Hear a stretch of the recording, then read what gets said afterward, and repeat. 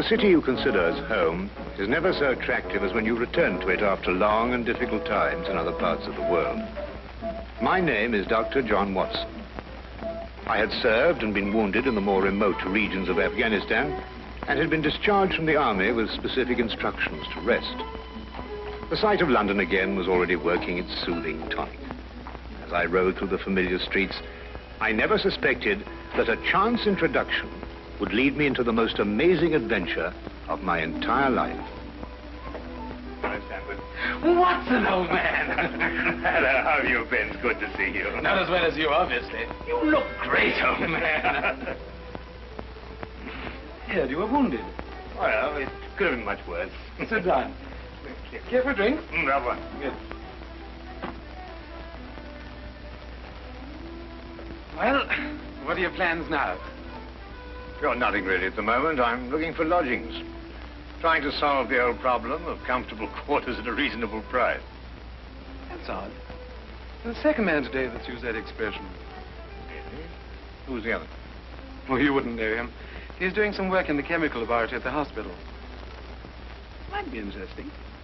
Yes, well, I wouldn't mind sharing a flat with somebody if he was all right. Well, Anything wrong? Oh, no. He's rather strange.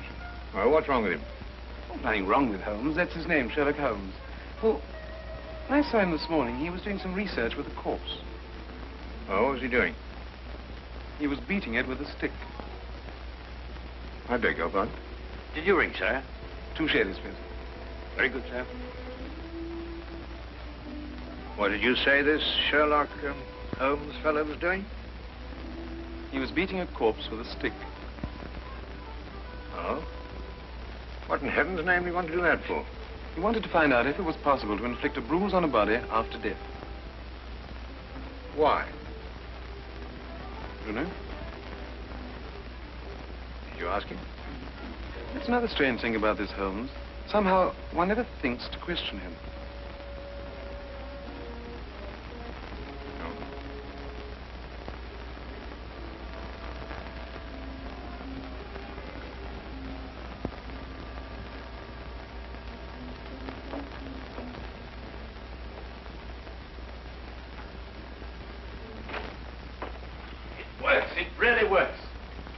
You've just entered the greatest chapter in the history of forensic medicine. You're Dr. Watson. Yes, I am. What works? Foolproof test for hemoglobin. You realize what this means, of course. No, I don't. You must be Sherlock Holmes. It will create a revolution in criminal investigation. Yes, I'm Holmes. How did you know I was Watson? Because you've just come back from Afghanistan. How do you do? How you do? How did you know I'd just come back from Afghanistan? Well, it's written all over you. The problem has generally been that a man is suspected of a crime months after the crime is committed. Then when they find bloodstains on objects of clothing, they can't be sure if it's blood, mud, or rust stains. But this solves the whole thing, of course. Oh, of course. Of course. Stamford told me you're looking for someone to share a flat you'd found. You know, if this test had been in existence a year ago, it would have meant that von Bishop of Frankfurt would most certainly have been hung. And that goes for Mason of Bradford, Muller, and O'Fay, naturally. Naturally. Who are these people? Did you know, I'm delighted to meet you, Watson.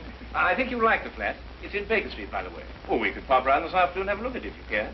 Yes. Oh, yes, rather. I'd like that. Good. Did you mind if I play the violin?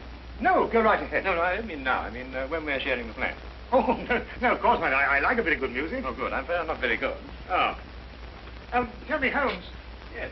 How did you know I just got back from Afghanistan? Well, it's obvious. Now, that's what you said before. It isn't a bit obvious. You're a doctor, that much we know. But with the air of a military man, therefore an army doctor. You've acquired a sunburn.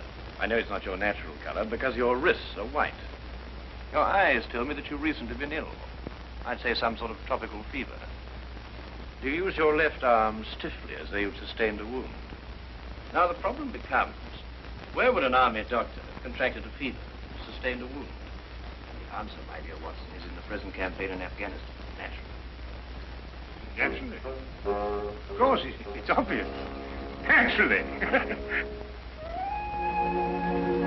Weeks examined the rooms at 221B Baker Street that afternoon and promptly moved in on the following day. I had, at this point, known Sherlock Holmes for only 24 hours. But the man's fantastic powers of perception, coupled with the almost unpredictable personality I'd ever encountered, kept me in a state of constant surprise when I wasn't being shocked. It was unbelievable, the things he knew and the things he didn't know. Now, really, my dear Holmes, you mean to tell me you didn't know that the Earth moved round the sun? Really? But every schoolchild knows that. Well, now I know it, too. And I shall promptly proceed to forget it. But why? Yes. Why? Why should I remember it? Well, because it's a natural phenomenon. Well, is it important? Does it affect us? If you told me the Earth went round the moon, would it make any possible difference to our way of life? Well, you put it that way, no. Then it's useless information, and I shall do my best to forget it. I advise you to do the same. At times, I thought the man was joking and simply having a bit of fun at my expense. But I soon learned that he was in dead earnest. I also, unknown to him, made a brief classification of the man's knowledge. Literature? Nothing. Philosophy? Nothing. Astronomy? Nothing. Politics? Disinterested. Botany? He knew everything there was to know about poisons and absolutely nothing about practical gardening. Chemistry? Profound. Sensational literature? Without question, Sherlock Holmes knew the details of every horror perpetrated in the last 100 years.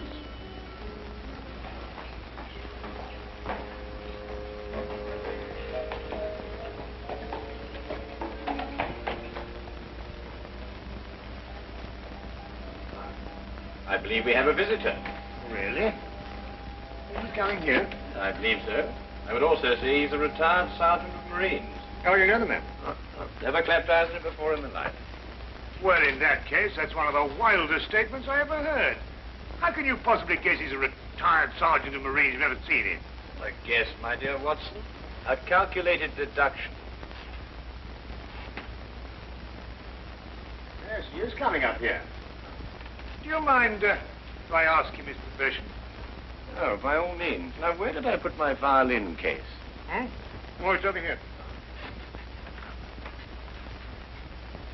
There you are. Ah, my old friend. Come in. Excuse me, gentlemen. I have a message here from Mr. Sherlock Holmes. Thank you.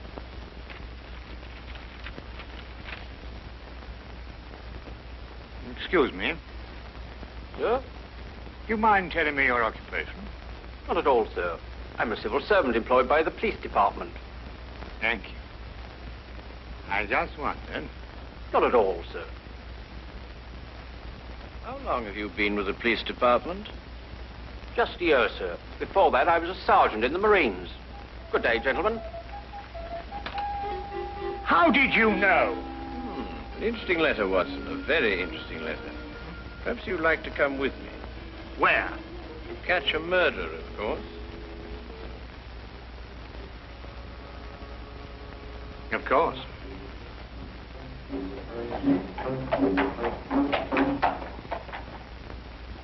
How did you know that that man was an ex-sergeant of Marines?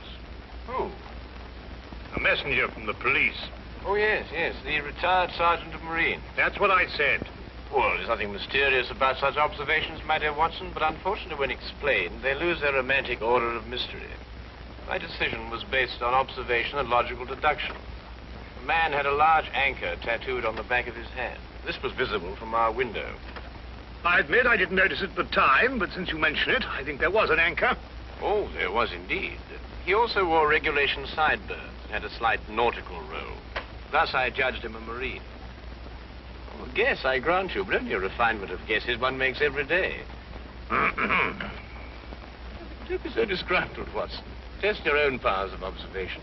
We are entering the perfect situation. Oh, what are we entering? A house that holds a murdered man.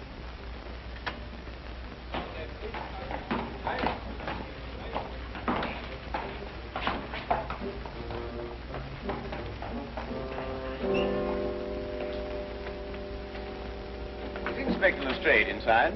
Yes, sir. May I have your name, please? Yes, Sherlock Holmes. This is Dr. Watson. Oh, that's quite all right, sir. Inspector Lestrade gave instructions to admit you. Oh, good. Oh, by the way, has the body been removed? No, sir, but the medical examiner's just gone. Oh, thank you. Let's hope they haven't moved things about too much. The police forces of the world seem to have an organized science of messing things about. Oh, I wouldn't say that, Holmes. Now then, move along there, everybody. Move along. There's nothing to see today. I don't know. I swear I don't know. I tried to help him. Don't you believe me? I had to do what I could. It was instinctive. It was instinctive for a woman like you to commit murder. That's not true. You know it's not true. I know you hate me, but you can't believe I'd do a thing like this. Yes, I can, and I do. Please. She's a murderess. You know it as well as I. She murdered your brother. It's a lie. Yes, it's a lie. The entire story's a lie. The relationship you had with my son was a lie. My son's been murdered. This girl's a murderess. Why she did it, what her motive was, I don't know. They were engaged without my blessing. I can only be grateful that she gains nothing by her crime. Your duty now is to convict her. Just a moment, please.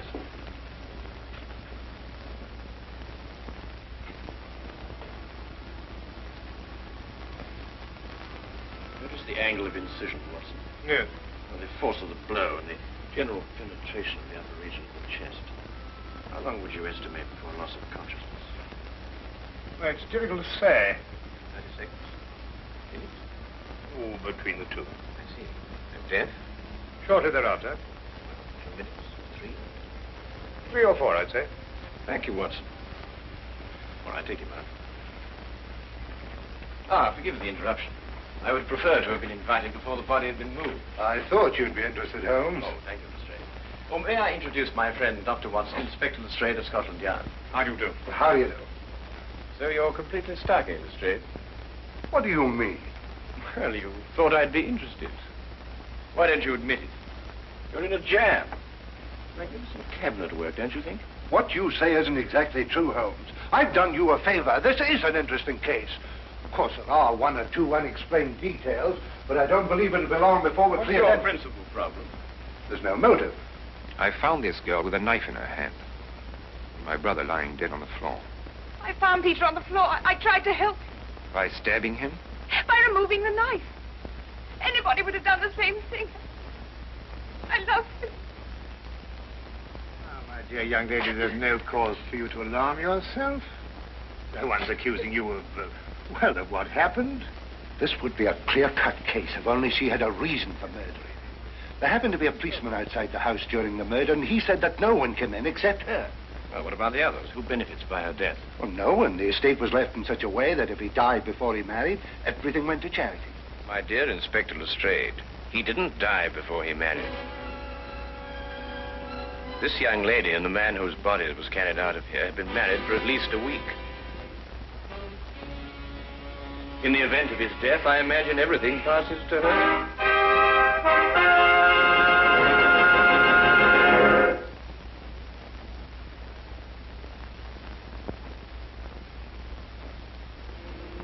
And now we return to the case of the Cunningham heritage.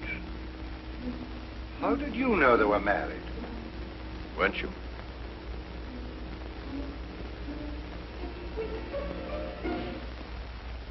Yes, a week ago. Then you do benefit by my brother's death. You're his heir. I don't know if I am or not. I only know I didn't kill him. I swear I didn't.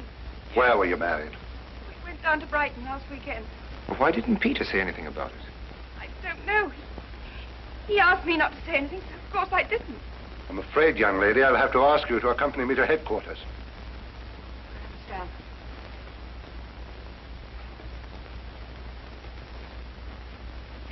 Excuse me, Inspector. I think I should tell my mother. Oh, yes, of course. Tell me, Holmes, how did you know they were married? Well, the man's hands had the remains of a sunburn and the fading marks of a narrow ring, but not as yet that indentation of the finger a ring generally leaves. A weekend in the sun at Brighton explains the whole thing perfectly. I didn't notice these things. Yes, I know. The young lady's hands were also sunburned, and to the same degree. Then the case is solved. Yes, it would appear so, wouldn't it? What are you looking for? How do you see that? What? Here, use this. Why, that's only the cut in the carpet. Yes, but it's a fresh one. Yes, but what does it mean? That's a good question. You'll stop looking for clues now, Holmes. Oh, you've solved the case then. Completely. Oh, splendid. Seems this girl had a record.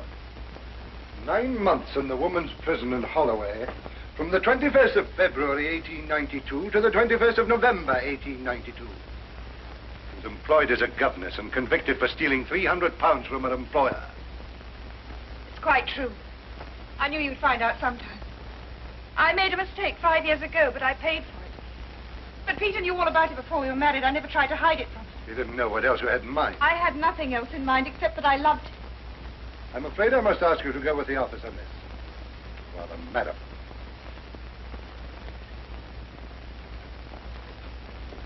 Well, that's how I like my cases. Fast and simple. Oh, indeed. You must tell me some more about it. Well, there's nothing to tell, really. Her story was that Peter asked her to call here at 10 sharp. She arrived, found the door open for her, came in here and found him writhing on the floor with a knife on his chest. She screamed, pulled it out, and just then Brother Ralph walked in. Peter died without saying another word. So she stabbed him for the inheritance and was caught in the act. Simple. Well, holding off along. Couldn't be simpler, could it, Watson? Oh, I still think it's a tragedy. Yes, but my job, Dr. Watson, we run up against it all the time. Cigar? No, thank you. Well, I suppose you've had some amazing adventures. Yes, but one learns to have a real philosophy of life and get a good perspective. Yes, I suppose. But just the same, I think it's a pity. Just another case of a clever girl being too clever.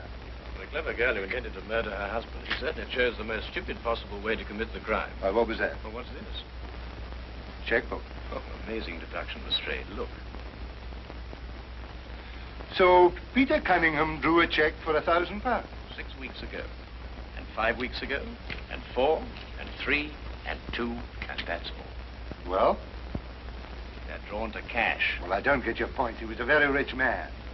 Well, it's a great deal of cash. It was his own money. I suppose he could do what he liked with it. You may have hit the proverbial nail, Lestrade. Now, look here, Holmes. You're trying to start something that just doesn't exist. Do you think so? I have a great deal of respect for your opinion, Holmes. But your trouble is that you can't leave things alone. If there isn't a mystery, you have to make one, or you're not happy. You're right, I'm not happy. There are marks on the carpet indicating a struggle. The man whose body was carried out of here was over 6 feet in height. If he had struggled with the girl who had left here, I don't think he'd have lost. She surprised him. Oh, but he was expecting her. That's her story. I'd say she sneaked up on him. What, and stabbed him in the chest? How do you sneak up on someone and stab him in the chest, Lestrade? Now, look here, Holmes. You're trying to start something, and I just won't stand for it. That girl's a jailbird, and she's guilty, and she's going to hang. And that's the end of the case. I see Inspector Lestrade is up to his usual mental gymnastics, trying to hammer square pegs into round holes. Well, Lord, it's been a great pleasure meeting you, Inspector.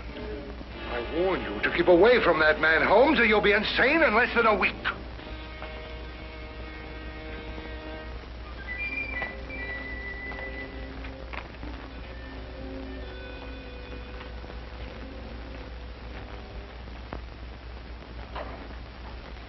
What time is it? Oh, 10:30. Perhaps you'd like to take a little stroll with me. Why? I'd like to investigate this afternoon's affair a bit further. Oh, yes. I'd like that. I thought you'd forgotten about it. Not at all. I've been thinking about it all evening. Shall we go? Then we must exchange our thoughts en route. Where are we going? To the Cunningham house. I didn't know you'd made an appointment there. I didn't. Oh, well, who do you expect to see? No one, I hope. Well, I'm terribly sorry, Holmes, but I'm afraid I don't understand what you mean when you say you want to go to the Cunningham house and you just... You can't do that. What? Well, you can't break into the house. Why not? It's against the law, that's why not. Why, if we're caught... That's it. What is? If we're caught. But that makes no difference. It makes no difference at all. The thing is, if we're caught, it's against the law.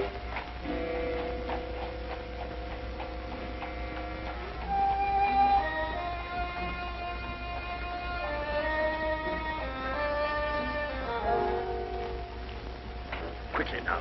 But look, Holmes, we can't keep it. Come on.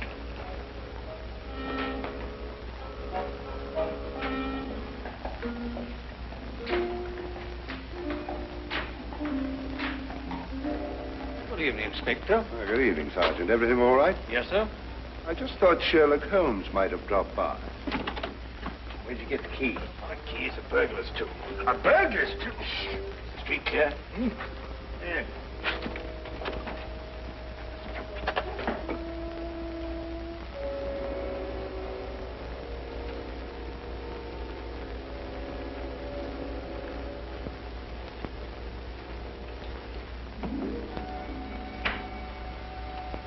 How do you know he's out? Because I had a spy watching the house. Go through that cabinet.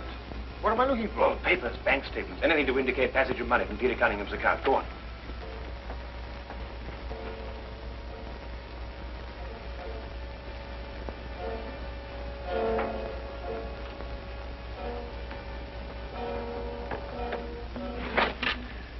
It's absolutely ridiculous. Looking for something and you don't know what in order to catch somebody and you don't know who.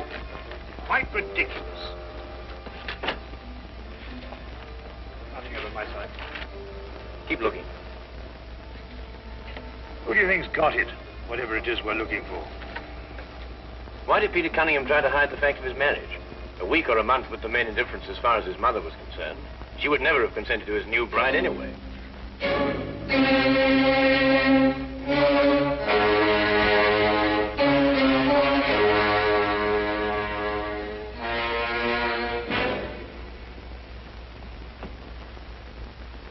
He married her to prove to me that my blackmail wouldn't stop him. And then he withheld the fact in order to give me 1 week to clear out of the country before he exposed me. The money he paid you went to buying up your promissory notes. I was being pressed, Mr. Holmes. My brother's engagement to a jailbird gave me a perfect opportunity to extract a little money from him. In fact, if he hadn't been such a bullhead, it would have gone on for quite some time. A jailbird, as you put it, makes the perfect murder suspect. Perfect, Mr. Holmes. And you and Dr. Watson make perfect burglary suspects. When I report your death to the police, they can't possibly blame me for defending the sanctity of my home.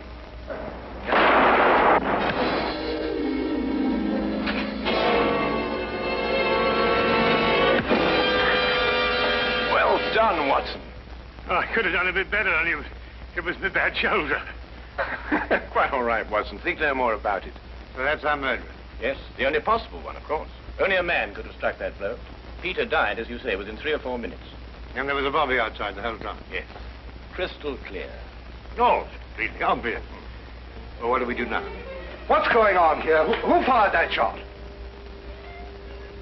We will sit with the good inspector, and with the aid of our evidence, a bit of logic, and a few simple diagrams, we will endeavor to convince him that night follows day and that 1 and 1 inevitably makes 2. How did you two get in here anyway? Now, Inspector, calm yourself, calm yourself. Come, sit down. Now, there's a good fellow. Sit right here. Now, you see, we have a great deal to talk about.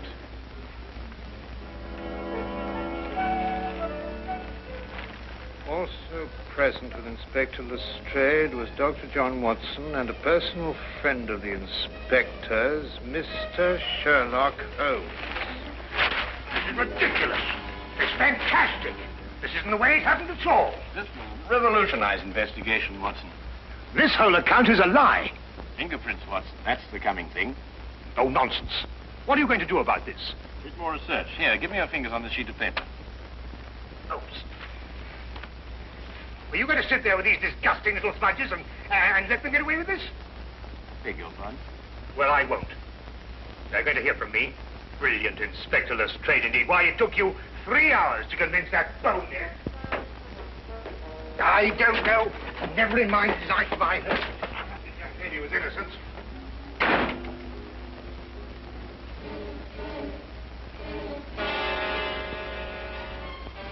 Oh.